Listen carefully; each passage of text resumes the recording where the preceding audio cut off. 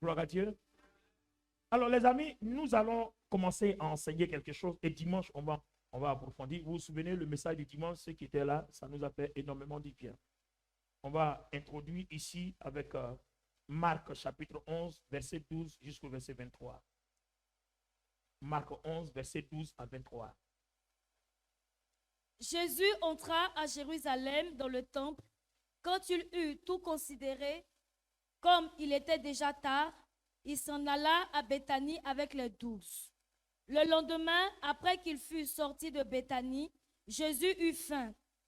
Apercevant de loin un figuier qui avait des feuilles, il alla voir s'il y trouverait quelque chose. Et s'en étant approché, il ne trouva que des feuilles, car ce n'était pas la saison des figues.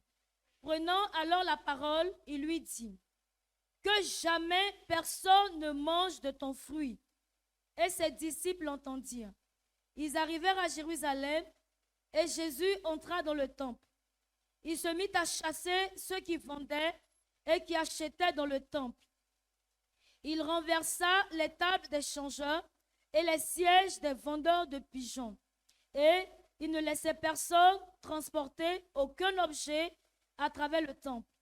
Et il enseignait et disait: n'est-il pas écrit, ma maison sera appelée une maison de prière pour toutes les nations, mais vous en avez fait une caverne de voleurs. Les principaux sacrificateurs et les scribes, l'ayant entendu, cherchèrent les moyens de le faire périr, car ils le craignaient parce que toute la foule était frappée de sa doctrine. Quand le soir fut venu, Jésus sortit de la ville. Le matin, en passant, les disciples virent le figuier séché jusqu'aux racines. Pierre, se rappelant ce qui s'était passé, dit à Jésus: Rabbi, regarde, le figuier que tu as maudit a séché. Jésus prit la parole et leur dit: ayez foi en Dieu. Je vous le dis en vérité, si quelqu'un dit à cette montagne: ôte-toi de là et jette-toi dans la mer, et s'il ne doute point en son cœur, mais croit que ce qu'il dit arrive, il le verra s'accomplir. Amen. Reprends à partir de quand le lendemain, quand il passait, Pierre vit. Le matin, en passant, les disciples virent le figuier séché jusqu'aux racines. Pierre, se rappelant ce qui s'était passé, dit à Jésus: Rabbi, regarde, le figuier que tu as maudit a séché. Jésus prit la parole et leur dit: ayez foi en Dieu.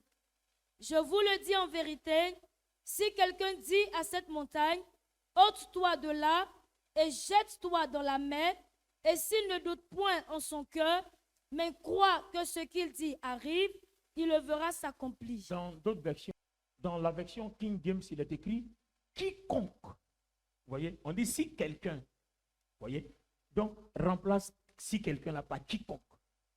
Je vous le dis en vérité, quiconque dit à cette montagne: ôte-toi de là et jette-toi dans la mer, et s'il ne doute point en son cœur, mais croit que ce qu'il dit arrive, il le verra s'accomplir. Est-ce que vous comprenez un peu là? J'ai voulu qu'elle remplace ce quiconque là de la version King James, parce que tout simplement, le quiconque là, ce n'est pas le pasteur, c'est lui seul. Ah oui, voilà, c'est n'importe qui, même si un païen croit, même si un païen croit que ça va marcher, ça marchera. Donc, quiconque. Alors, merci de vous asseoir. Les amis, nous sommes à l'école de la prière. Je ne sais pas quelième jour maintenant, quelième version, je ne sais pas. Peu importe. Gloire à Dieu. Alors, apprendre à prier. Comment prier? Le Seigneur dit que nous prions mal, on ne reçoit pas parce qu'on ne s'est pas demandé. D'accord. Et on est à l'école de la prière. Vous pouvez voir les autres versions. Je crois que j'ai tout balancé sur YouTube aujourd'hui. Les amis, regardez ici. Il s'agit du figuier. Le Seigneur Jésus-Christ passe.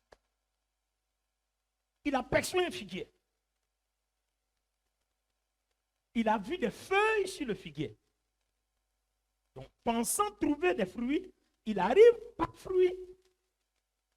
Et il dit que jamais personne ne mange de tes fruits. Ah, c'est dur, hein? Bon, le figuier là, il a fait quoi? Vous voyez, non? Vous voyez, quand on lit la parole tout de suite comme ça, on se dit, le figuier a fait quoi? Alors, pour ceux qui ont étudié l'histoire, je vous donne un peu l'histoire du figuier. Il y a catégorie de figuiers. Il y a une catégorie de figuiers en Israël qui donne du fruit avant de donner des feuilles. Tu as vu que ça fait rire. Et il y a une autre catégorie qui donne des feuilles avant de donner du fruit. Donc, dans tous les cas, si toi tu donnes du fruit avant de donner des feuilles, donc si on aperçoit les feuilles, c'est qu'il y a du fruit. Ou bien si tu donnes des feuilles avant de donner du fruit, si on aperçoit les feuilles, c'est qu'il y a du fruit. Comment toi tu fais et puis tu as des feuilles et puis tu n'as pas de fruits? Peu importe la catégorie dans laquelle tu es censé avoir du fruit. Donc, ce genre de personne qui ne produit pas et qui est utile à rien, on le coupe et puis on le jette au feu.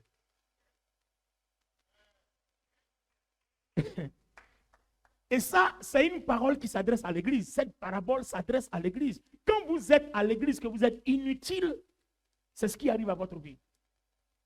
On ne va pas te maudire, mais tu vas voir que ta vie, c'est comme ça.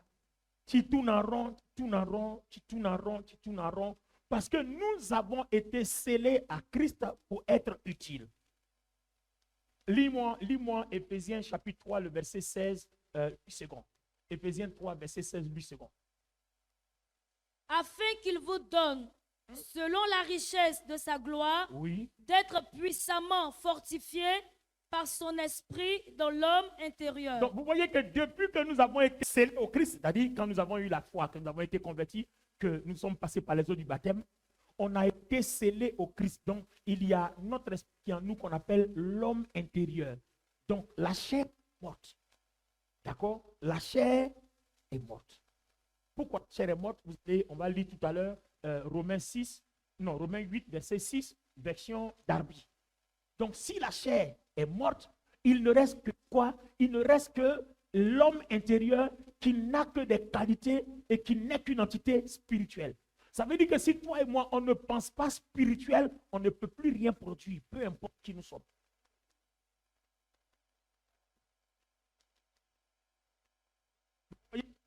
L'esprit, le monde de l'esprit, ce n'est pas le monde de la pensée humaine, non. Il y a des principes, il y a des règles, il y a des structures. Gloire à Dieu. Nous sommes morts par la chair. Donc, si on est mort par la chair, est-ce que l'esprit? Or, le problème, c'est que il y a un esprit qui t'incarne, dans lequel le Saint-Esprit se retrouve, c'est-à-dire tu es connecté. Puisque le Seigneur dit dans Jean 15, je suis le cep et vous le sarment. Donc, vous êtes la branche en tant que sarment. Si vous êtes connecté au cep qui est le tronc, alors il y a la sève qui est communiquée au cep et les branches vont porter des feuilles vertes, les branches vont porter du fruit. Donc, si nous, on est connecté au Christ, que le Saint-Esprit assure la liaison, alors en ce moment précis, on portera du fruit. Mais si tu es esprit, que tout ce que tu fais est charnel, si tes pensées ne sont pas spirituelles et tes pensées sont charnelles, le Saint-Esprit n'assure pas de connexion. Vous comprenez? Attends, je veux qu'on lise la version Darby de Romains 8, verset 6. Vous allez voir, ça va, je vais créer un choc, un court-circuit dans ton esprit pour que tu comprennes quelque chose. Avant que je revienne sur le pied. Version Darby. Car la pensée de la chair, la pensée de la chair, donc la chair a des pensées, est la mort. Et la mort. Mais la pensée de l'esprit, l'esprit aussi a ses pensées. C'est quoi? vie et paix. La vie et la paix. Ensuite, parce que la pensée de la chair est inimitié contre Dieu, car elle ne se soumet pas à la loi de Dieu, oui. Car aussi elle ne le peut pas. Maintenant, et ceux qui sont dans la chair ne peuvent plaire à Dieu.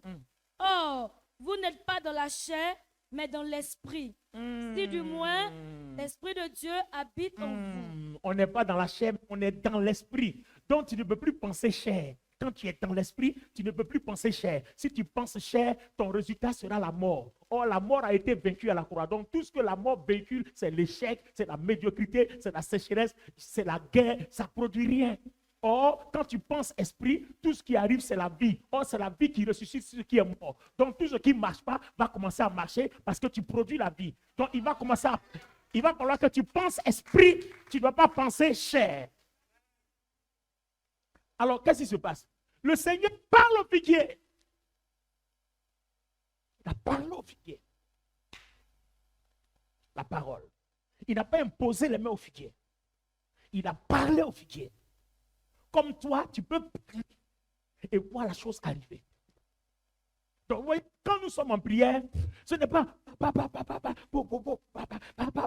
non, non, non, non. C'est une relation parce qu'on veut qu'il y ait un transfert entre le Christ et notre être intérieur par le Saint-Esprit. Donc, c'est des échanges. Je lui parle, il me parle. Je lui parle, il me parle. Je lui parle, il me parle. C'est en ce sens-là que Jean 14 dit, on ne va pas lire, pas le temps, Jean 14 dit, le Seigneur Jésus dit, tout ce que je dis, c'est mon Père qui me dit.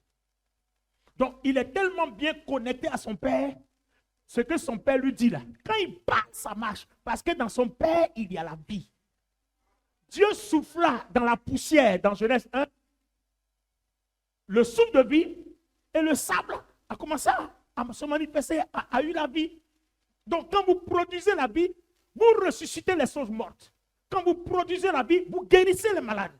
Quand vous produisez la vie, vous débloquez les situations, même les plus malheureuses. Vous comprenez? Oh, dans la chair, il n'y a que quoi? Dans la chair, il n'y a que colère, rancune, amertume, orgueil, tristesse. Voilà, toutes ces choses-là, ça va produire quoi? La mort. Donc, quelles sont les pensées qui sont connectées? Parce que la chair a ses pensées. Donc, si les pensées qui t'animent sont ceux de la chair, n'oublie pas que ta foi ne produit pas que échec. Cependant, si les pensées qui t'animent sont les pensées de l'esprit, ta foi produira la vie. C'est-à-dire les choses vers lesquelles tu envoies ta foi prendront vie. L'échec va devenir succès. La médiocrité va s'améliorer, va devenir autre chose. Vous voyez, ce qui est à terre va se relever. Et c'est comme ça que tout se passe. C'est pour ça que Jude, le chapitre 1, le verset 20, Jude chapitre 1, le verset 20 dit quoi? Construisez votre vie sur les fondements de votre foi. Vous voyez, il dit bien, construisez. Or, nous savons que sous la grâce, on fait tout pour nous. Mais pourquoi ici on dit construisez? Construisez pourquoi? Parce que Éphésiens 1, les versets 3 et 4 dit, Dieu a déjà acquis toutes les bénédictions pour nous.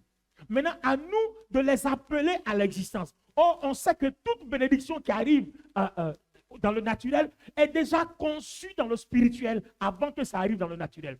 Donc, si la pensée qui m'accompagne sont des pensées connectées aux choses spirituelles, alors je déclenche un processus d'accomplissement et de réalisation dans le monde naturel. Dimanche, on va développer tout ça dans les détails. D'accord? Donc, le Seigneur Jésus-Christ était dans ce processus. C'est à partir de notre foi qu'on doit construire. Mais quand on dit construisez votre vie sur les fondements de votre foi, on n'a pas dit sur les fondements de la foi, votre foi. Ça veut dire quoi? Si moi je crois que ce pantalon-là, si je parle à ton pantalon noir, ça va devenir rouge, ça c'est ma foi. Toi tu peux dire, oh c'est impossible. C'est aussi ta foi. Donc construisez votre vie sur les fondements de votre foi. Ce que tu crois que Christ peut faire, alors il peut le faire. Et ce que tu crois, l'autre peut ne pas croire. Donc, les façons de construire nos vies seront différentes d'une personne à une autre.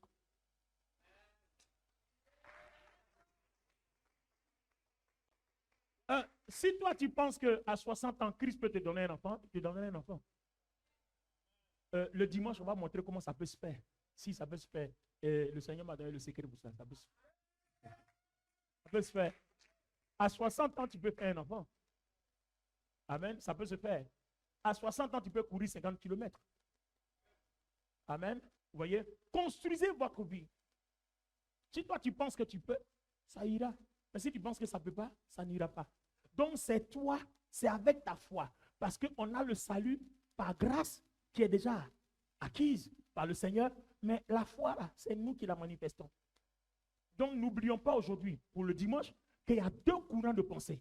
Il y a le courant de pensée de la chair et il y a le courant de pensée de l'esprit. Et tu ne dois pas t'inscrire dans le courant de pensée de la chair parce que là-bas, là, c'est la mort. Ça ne produit qu'échec. Ça ne produit que mort. C'est tout ce que tu produis là-bas, tue tout. Ça détruit tout. Donc, tu es obligé de t'inscrire dans le courant de pensée de l'esprit. Bon, s'inscrit, on en parlera dimanche dans les détails. Amen. Tu es obligé de t'inscrire là. Or, dans la chair, c'est quoi? C'est incrédulité. Si on dit une femme peut faire un enfant à 60 ans, non, ça là, les médecins disent il y a la mort, c'est une grossesse à risque, c'est dangereux. Vous voyez la pensée de la chair. Voilà leur coup. Tout de suite, on te dit, mais allez-y sur Internet, tapez Google, vous allez voir. Ça, c'est la mort. Celui qui t'a dit, c'est un maudit, il veut te tuer, c'est pas bien. Alors que le courant de l'esprit va dire, mais c'est possible parce que Sarah a enfanté à 90 ans, moi je n'ai que 60. Moi, je n'ai que 60. Sarah a enfanté à 90 ans. Moi, je n'ai que 60. Vous voyez? Voilà la pensée de l'esprit. Donc, tout ce qui est peur, tout ce qui est doute, tout ce qui est incrédulité, ça vient du courant de la chair. C'est leur courant de pensée. Tout ce qu'ils peuvent faire pour que Christ ne produise pas en toi, ils sont là. Et voilà notre chair, là, ça est dedans. Donc, le diable, il rôde. Quand il voit qu'il y a une opportunité, il envoie la pensée. Si toi, tu as pris, c'est la force, l'échec, la mort là, qui va accompagner ton projet et étant donné que le projet ne marche pas. Quand ça vient là, il faut lier ça. Tu dis ça là, c'est le courant de ta pensée de la mort. Moi, c'est le courant de l'esprit. Je refuse ton esprit là, ta pensée là. Je refuse ça au nom de Jésus. Et je déclare dans mon esprit que Christ a dit, c'est possible à celui qui croit. Quiconque à la foi peut demander à cette montagne, déplace-toi, ça se passera. Moi, je m'inscris dans cette parole. Au nom de Jésus, je déclare, je confesse. Voilà ton courant de pensée, les amis. Et si tu commences à vivre comme ça, tu n'auras plus besoin de quelqu'un pour t'imposer les mains. Parce que c'est toi qui vas imposer les mains aux gens. Tu peux convertir tout le monde dans ton quartier pour les envoyer à l'église. Amen. Et moi, c'est ce qui fait actuellement mon ministère. Tu sais ce qui fait la force de mon ministère? Je ne suis pas là pour imposer les mains aux gens. Je veux t'apprendre à aller imposer les mains aux gens. J'aurai plus de fidèles pour aller au ciel. Parce qu'en ce moment précis, tu seras converti. Mais tant que tu attendras que je t'impose les mains pour que ça marche, tu ne feras jamais rien. Et ce sera une église géante au pied d'argile, où les gens sont faibles et fragiles, fébriles. Tout le monde court après. Prie pour moi, prie pour moi. Mais quand quelqu'un vient, papa, non, il y a eu une épreuve là. Mais c'est qu'il lui a montré. Moi, il a montré que je suis enfant de Jésus. Il a commandé sa propre, réglé sa propre. Il a dit, oh mon petit, tape ici. C'est fort, c'est fort. Tu vois, c'est ce témoignage-là que tu dois m'envoyer. C'est ça là que j'attends. Alléluia. C'est ça que j'attends. Alors regardez le Seigneur Jésus. Il a si dit au figuier, plus jamais personne ne mangera de tes fruits. Et si vous avez remarqué, le figuier là n'a rien eu. Hein. C'est resté comme ça. Il est resté intact. Mais suivez-moi du regard et suivez l'analyse biblique. Ils sont partis, ils ont fait toutes leurs courses. Le lendemain au retour, ils doivent passer au même endroit. Les disciples là. Certains ont oublié. Bon, c'est comme ça, nous les chrétiens, on oublie tellement vite. Voilà, hier Dieu t'a béni. Il a oublié que Dieu l'a béni hier. Hein, Seigneur, tu m'as oublié. Tu m'as oublié. Tu as oublié quand tu as guéri de ton cancer, là, tu as oublié. Si aujourd'hui il y a une épreuve, assois-toi et puis réfléchis. Il n'y a que Pierre seul. Pierre dit, Seigneur, le figuier contre lequel tu as parlé là a séché. Le figuier est devenu sec. Donc on se pose la question, pourquoi le figuier n'est pas devenu sec aussitôt? La parole, le Seigneur Jésus dit quoi? Les paroles que je vous ai annoncées sont esprit et vie. Donc, Dieu lui-même, comme les épîtres de Pierre, avant que quelque chose ne se crée, dans sa préscience, c'est-à-dire, il voit les choses avant que les choses arrivent. Donc, les choses sont d'abord conçues actuellement avant que ça arrive. D'accord? Donc, quand la chose est lancée, il y a un travail spirituel qui commence avant que ça arrive, ça émerge naturellement. Donc, si on ne voit pas le figuier sec, c'est que la sécheresse a commencé depuis à la racine. La terre a refusé maintenant d'alimenter la racine. Donc, la racine a commencé à sécher. Si quelqu'un est resté là jusqu'à ce qu'il revienne, la personne aurait assisté à la sécheresse de la racine jusqu'au tronc, montant jusqu'à aller vers les branches, jusqu'aux feuilles, jusqu'aux fruits. Enfin, il n'y avait pas de fruits, jusqu'aux feuilles. Donc, vous voyez que quand vous êtes dans un processus de bénédiction ou bien un processus de guérison, si on dit tu es guéri, il ne faut pas regarder ton état naturel tout de suite. Tu vas perdre la foi. La parole a sémé. Le surnaturel va commencer un travail, mais depuis la racine.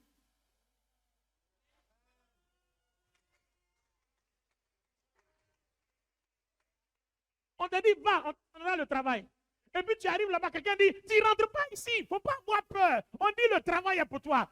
On te dit, ne rentre pas ici. Tu dis, mais pourquoi? Le travail là, c'est pour moi. Oh, toi, quand on te dit, ne rentre pas ici, Seigneur, tu m'avais dit que le travail là, c'est pour moi, non? Et si on me dit, tu ne rentres pas. Ah, vous me riez, non? Vous avez vu? La foi ne capitule pas.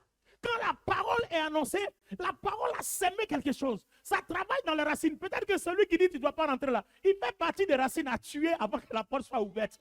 Come on somebody. Il fait partie des racines à tuer avant que la porte s'ouvre.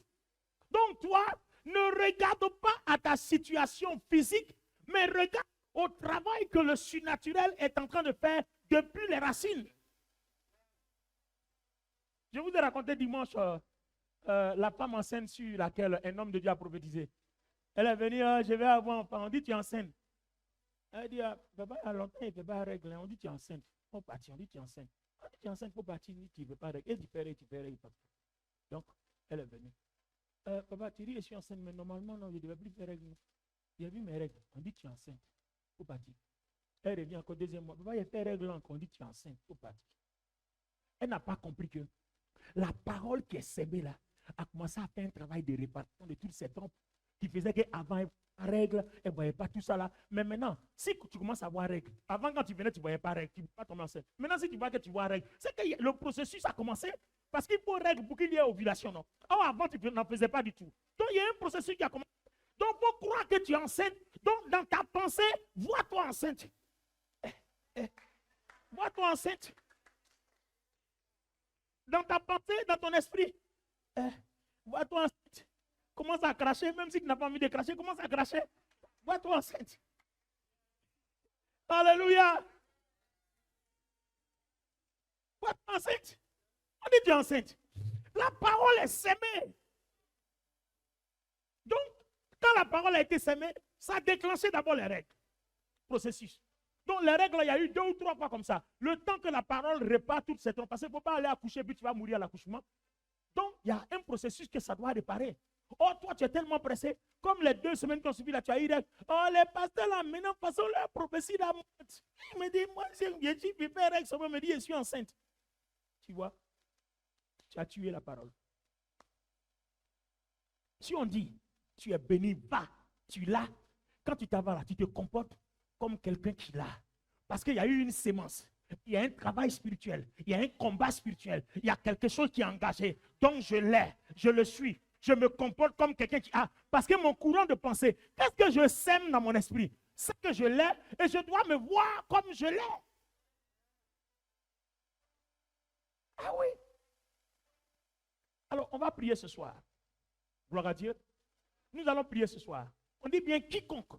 Donc toi aussi en priant, tu fais partie de ce quiconque-là. Alléluia. Donc on va parler à nos situations ce soir. On va parler à nos situations. Et si tu as parlé que tu fais 1 semaine, 1 mois, 2 mois, tu ne bois pas, il ne faut pas penser que ça ne vient pas. Il y a un travail. Il va combattre tous les sorciers qui ont retenu ton mariage là. Il va les combattre jusqu'au dernier.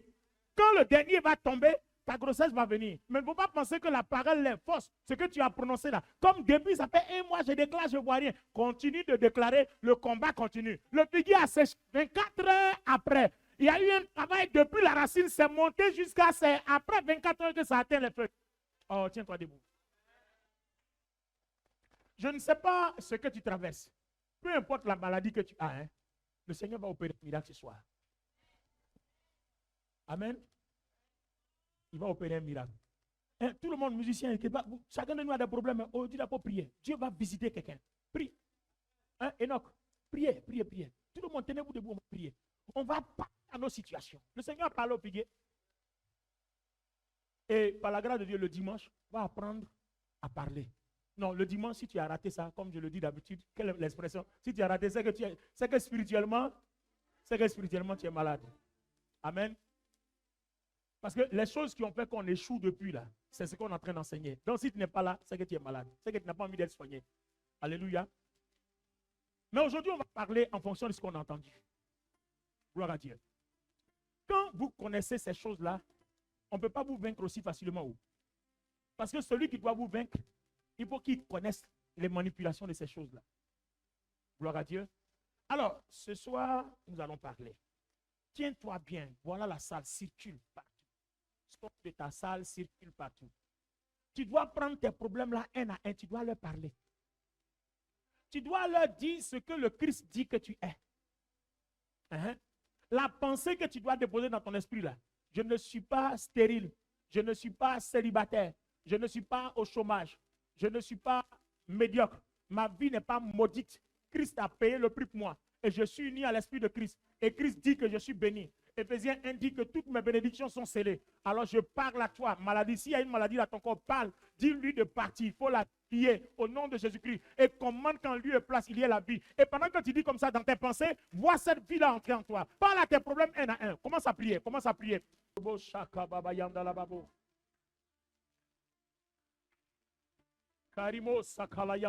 Parle à ta situation un à un.